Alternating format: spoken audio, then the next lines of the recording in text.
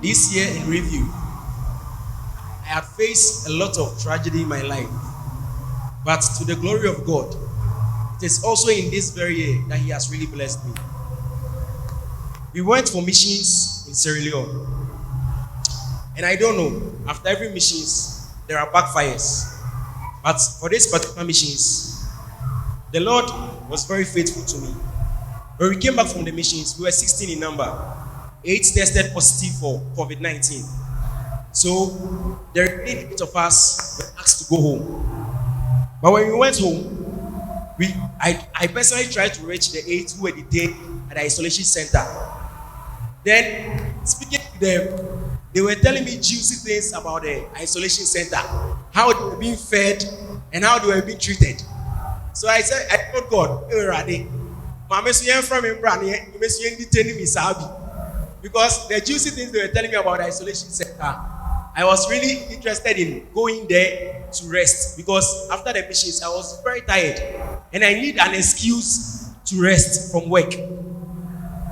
And being so good, God answered my prayer. After 3 days, the medical team at the airport called us to go for another test. I tested negative, but the guys tested positive after 3 days. And they were going to be detained and I was going to be left out. So I told the doctor, you doctor, these 2 people, they were sleeping in my house, in my room. So why are you taking them to the isolation and leaving me out? They slept in my room, so I must also be tested again. And the doctor said, really? I said, yes. They came, one came from Sunyani, one comes from Kumasi. But you have to submit reports and they are in my room. And then all of them have tested positive, but I'm still negative. Detain me. And said, okay, fine, back and come. Then they came, to the glory of God, the convoy, they came to my neighborhood rate. It was so wonderful, as if I'm a president. The military came around, they brought V8, and then from the V8 straight to enter into that Ayalolo bus, straight to the isolation center. And I really enjoyed the convoy. But when I went to the isolation center, it is funny, but it is serious. Oh, they were feeding very well. And I was happy there because I was resting and I was being fed. Then I had a shock of my life because I had a very juicy meal.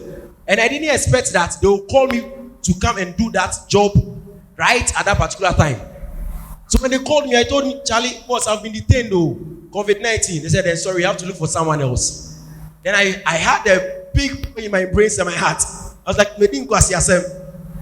I have really prayed for something and God has given it to me and it has really affected me. So I felt so worried and very sorry for myself. And I was just telling God, God, please forgive me and restore me. God, please forgive me and restore me.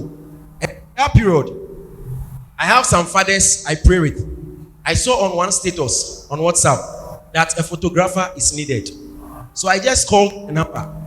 And after calling the number, I was interviewed online.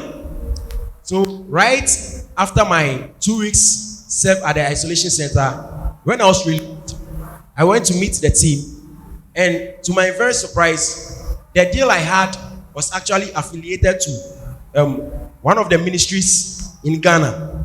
I just don't want to mention it for some reason. But to the glory of God, last time when our elder professor was speaking, he said, a son of a chef. And God has placed me here. A boy from the Zongo community. I could have never, ever in my own ability be able to call out a deal like that.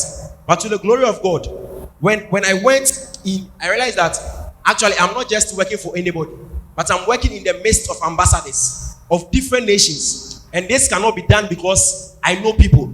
I didn't know anybody, but God just placed me there as a place of honor. And I thank God for what He has really done for me. And I give glory to God for this.